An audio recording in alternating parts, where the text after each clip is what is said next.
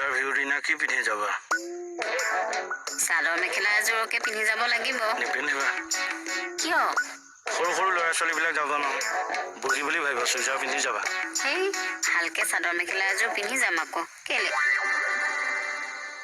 এদিন ওলাবাচোন, শাৰী দুখনমান নতুন আনিব লাগিব। শাৰী কেলে?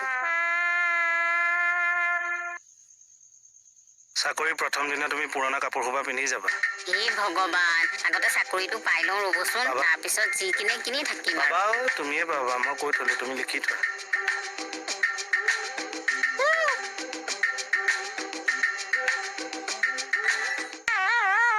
মই পাগল।